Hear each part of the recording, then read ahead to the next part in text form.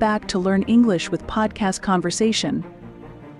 Today we are going to start into episode 2. Today's topic is Weekend Chat's Culture Clash.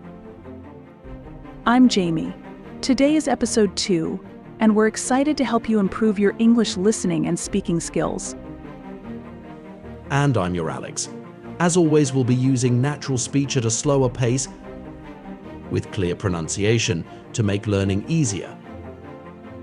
We'll also introduce some common phrases and expressions along the way.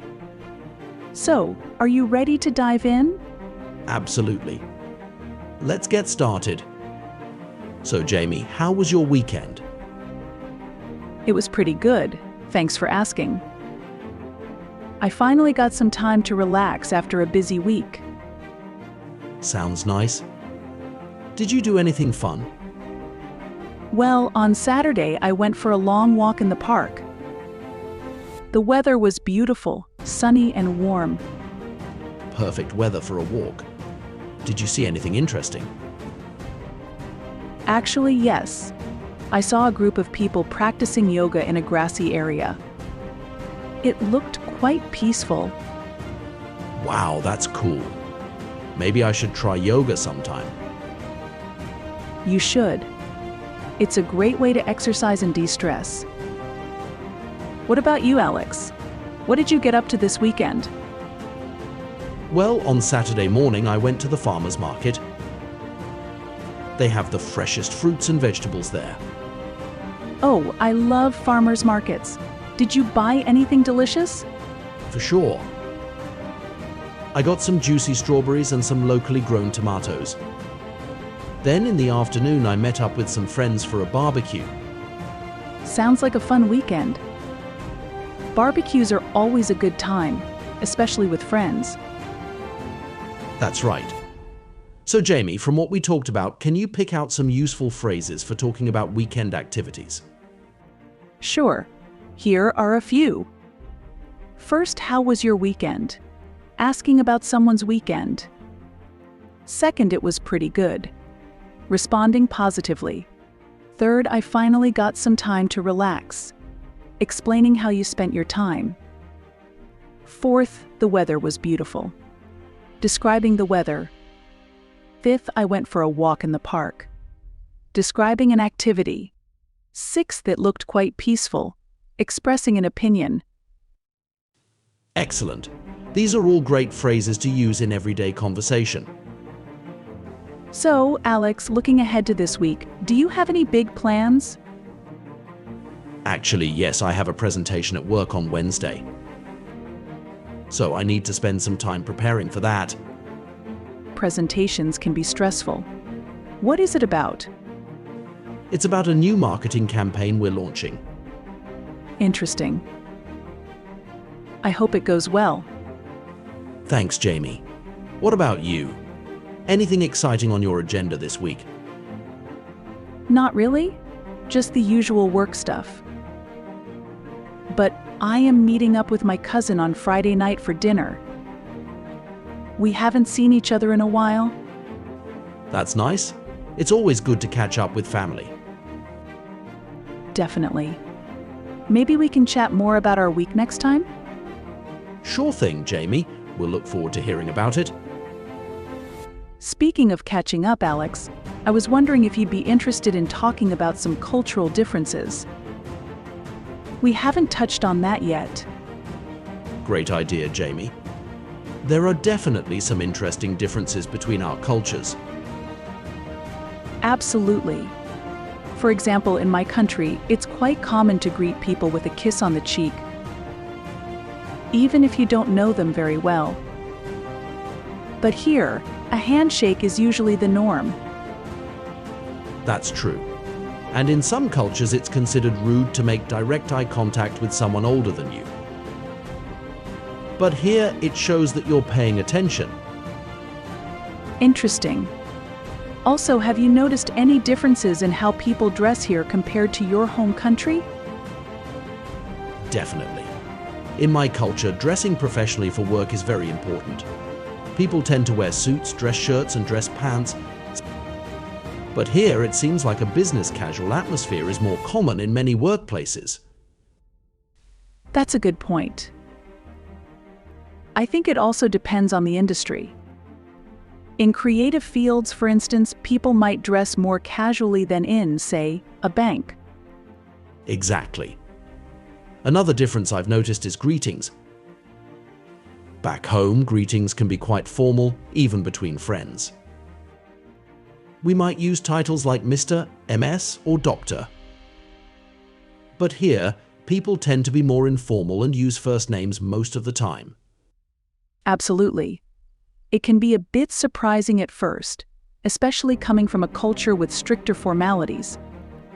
Sure. Food is another area where there are big differences.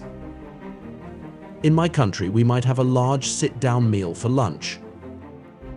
But here, it seems like people often grab something quick on the go. You're right. Lunch breaks tend to be shorter here, so grabbing a sandwich or salad is a common option. However, people often have a bigger dinner in the evening. Interesting. Speaking of food, have you noticed any differences in table manners? A few. In some cultures, it's considered rude to leave food on your plate. While here, it's more acceptable as long as you don't take excessive portions. That's a good point. Also, using utensils might be different in some cultures. For example, some places use chopsticks for most meals.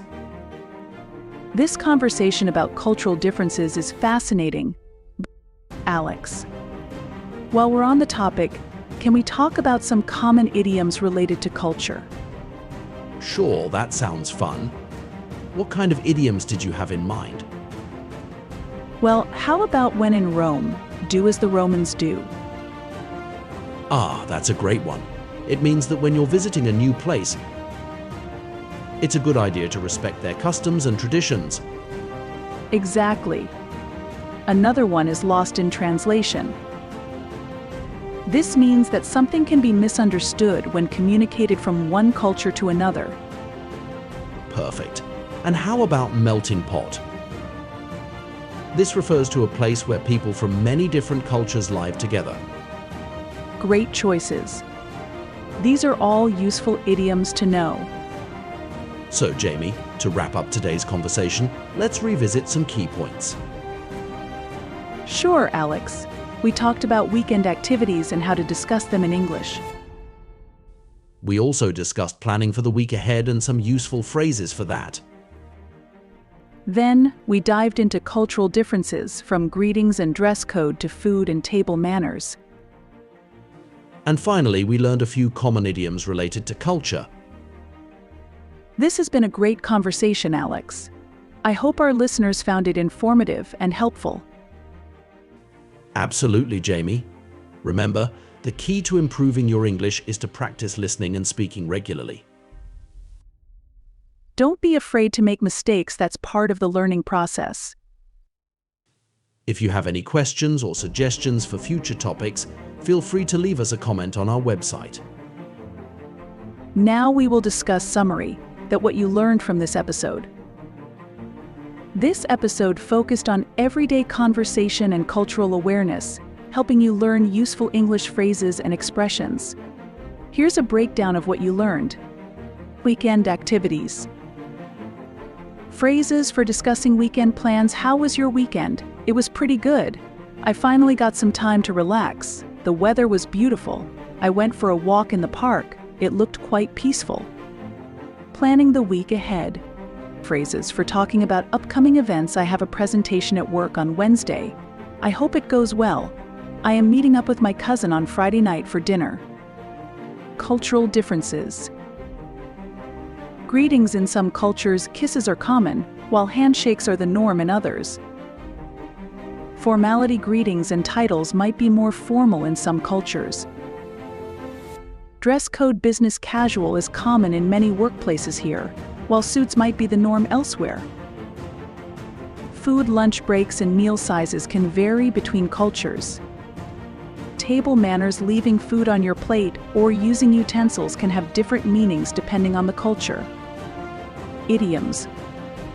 When in Rome, do as the Romans, do respect local customs when visiting a new place. Lost in translation, something misunderstood when communicated across cultures.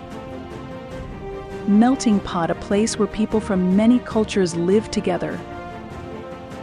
Thanks for joining us, and we'll see you next time on Learn English with Podcast Conversation. Please do subscribe my channel for more videos. Thank you.